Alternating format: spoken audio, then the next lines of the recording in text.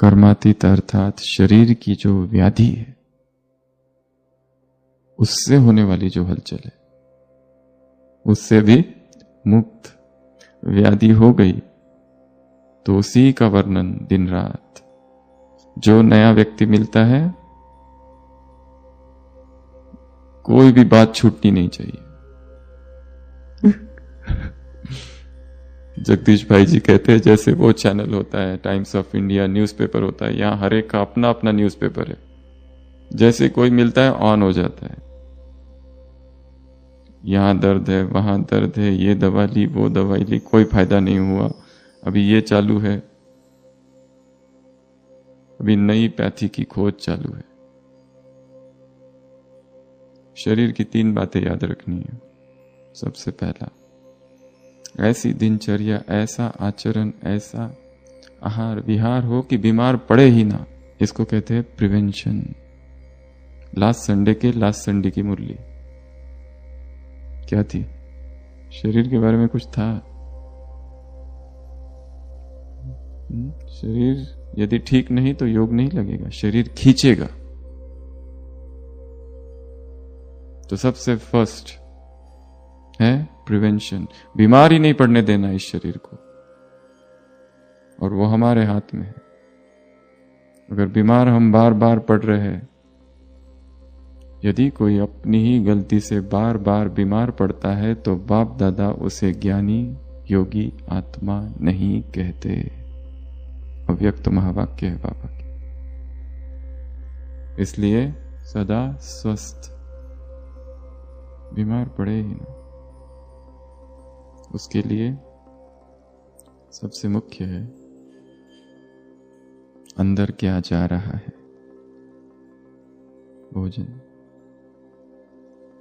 चाहे कितना भी कसरत कर लो, उठा पटक कर लो, कितने ही श्वास प्रश्वास, आसन प्राणायाम जो कर लो, कितनी एक्सरसाइज कर लो, ये नाद वो नाद,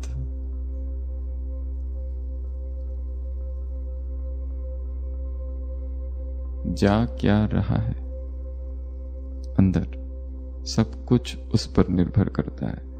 जितना जितना प्रकृति से दूर, उतना उतना बीमारी ज्यादा। और स्वस्थ रहने के 2 ही उपाय है केवल। एक, वो आहार जो प्राकृतिक हो, और दूसरा निर्जल, बीच बीच में निर्जल उपवास। इसमें शरीर की कोई बात नहीं है, संकल्प की बात है, मन की बात है। ये 2 ही मार्ग है। 4 प्रकार के भोजन है। सबसे हल्के जो है, जो देवताओं का है, फ्रूटेरियन, फल, पत्तियां। तीसरा वेजिटेबल्स। और सबसे भारी जो है, जो सीधा हमको शरीर से बांध देता है और जोड़ता है, वो है अनाज। जितना चौथे नंबर की मात्रा कम होगी, उतनी अशरीरी अवस्था ज्यादा होगी, क्योंकि वो धरती तत्व है। और जिसके भोजन में ये तीनों ही समय लास्ट वाला है, वहां अशरीरी होना बहुत मुश्किल है। क्योंकि जो पहला है वो इंडिपेंडेंट है, उसे किसी चीज की आवश्यकता नहीं है, फलों को। दूसरा जो है उसको थोड़ी हो सकती है, पर वो भी इंडिपेंडेंट है, पत्तियां। तीसरा जो है उसे आवश्यकता है, और चौथा जो है उसे तो बहुत ज्यादा आवश्यकता है। दाल हाथ में लो और किसके मुंह में पानी आता है दाल को देखकर? किसी के भी नहीं। दाल को उबालो और खाओ, खा सकते हैं? नहीं। चावल को देखकर किसके मुंह में पानी आता है? किसी के भी नहीं।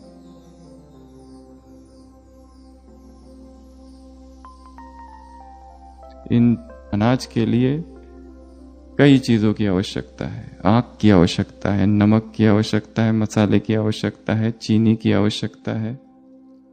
डिपेंडेंट है वो दूसरों पर, वो हमारा आहार नहीं हो सकता।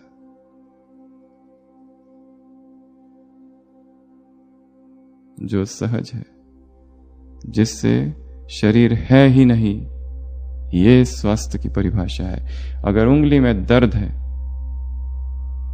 तो ध्यान अपने आप उंगली की तरफ जा रहा है, अर्थात बीमारी। अगर इस उंगली में दर्द नहीं है तो ध्यान इस उंगली की तरफ नहीं जाता, ये है स्वास्थ्य। पेट है कि नहीं ये भी पता ना चले, ये है स्वास्थ्य। जितना प्रकृति को मनुष्य ने भूला है और प्रकृति से दूर गया है, बीमार बना है।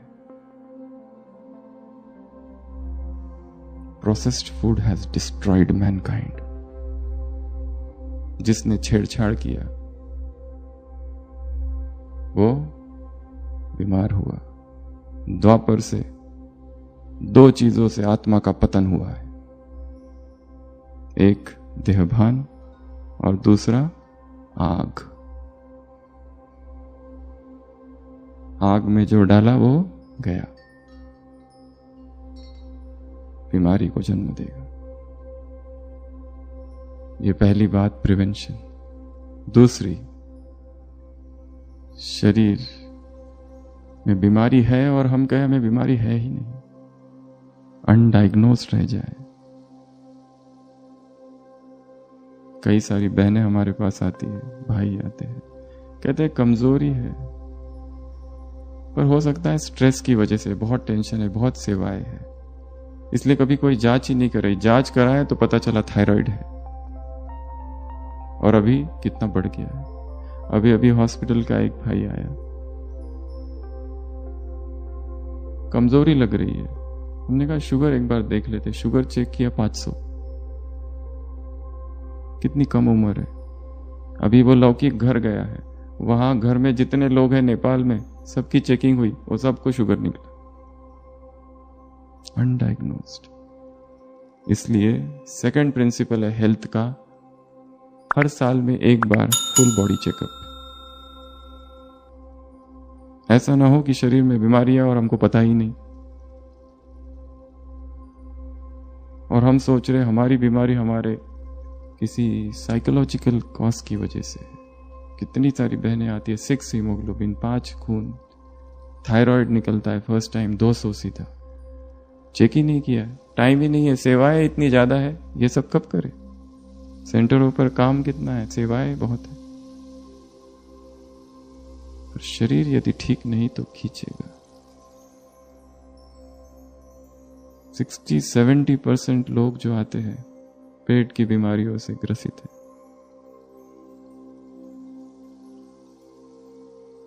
क्यों? तीसरा प्रिंसिपल है हेल्थ का, बीमारी होने के बाद क्या। हमने दादियों को देखा, बीमारियां थी परंतु कितनी अचलडोल, दुखी नहीं, उदास नहीं, उस बीमारी का उनके मन की स्थिति पर कोई प्रभाव नहीं तो यहां थोड़ी सी छींक और खांसी हो गई तो कैसे कैसे संकल्प चलने लगते हैं, बस मैं तो जा रहा हूं, अब हो गया मेरा, बाबा उठा ले, ये दर्द मुझसे सहन नहीं होता है, अपने टॉलरेंस पावर को बढ़ाना है।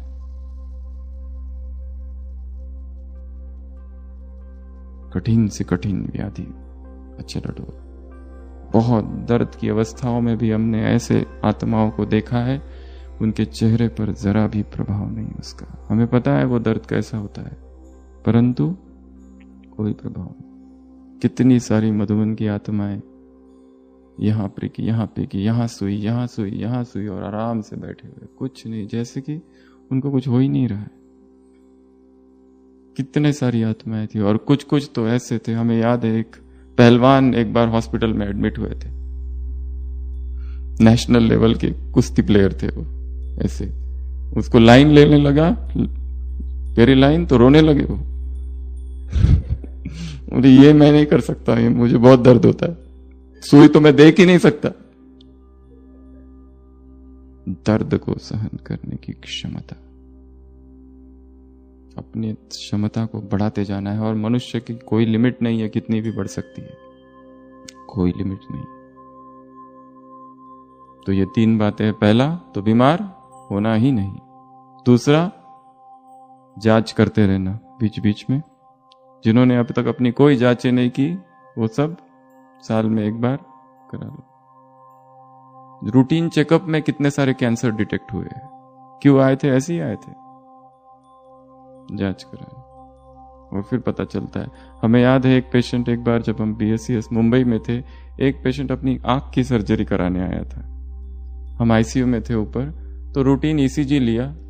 नीचे के डॉक्टर, जूनियर डॉक्टर को डाउट लगा तो ICU में भेजा। हम लोग ICU में थे, हमने कहा ICU में ECG, ये तो बहुत खतरनाक है, फटाफट ऊपर भेजो पेशेंट को। पेशेंट ऊपर आया, उसको पूछा कोई तकलीफ? वो कहता है कोई तकलीफ नहीं। हमने कहा कुछ नहीं, भर्ती हो जाओ। सीधा ICU में एडमिट। फिर एंजियोग्राफी करा दी। एंजियोग्राफी में पता चला सारी ब्लॉकेजेस है।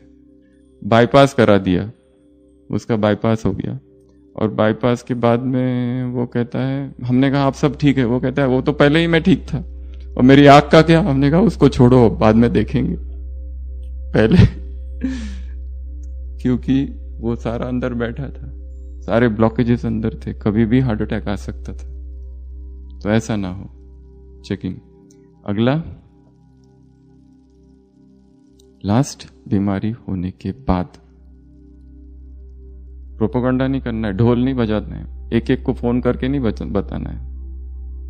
बीमारी आई है, अब चुपचाप उसको सहन करो। बीमारी आई है, हाँ अभी बेचैन नहीं होना है, मेरी सेवा का क्या होगा, मेरी उसका क्या होगा, उसका। शांत बैठो, कोई संकल्प नहीं।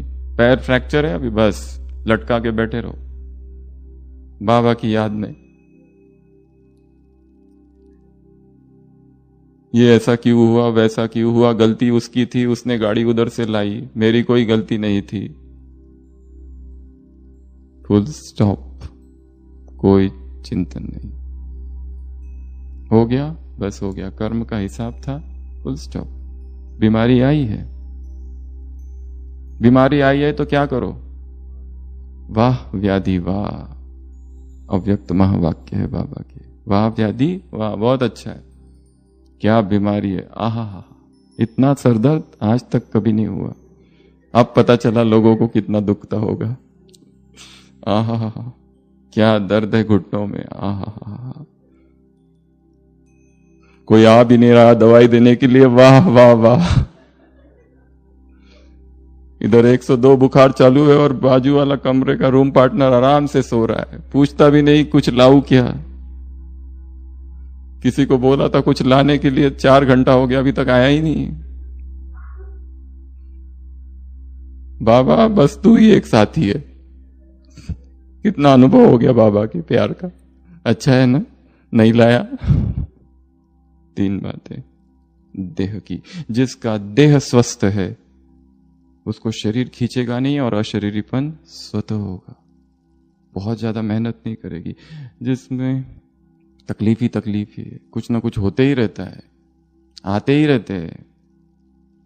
डॉक्टर शॉपिंग, हर बार नई कंप्लेंट के साथ प्रस्तुत।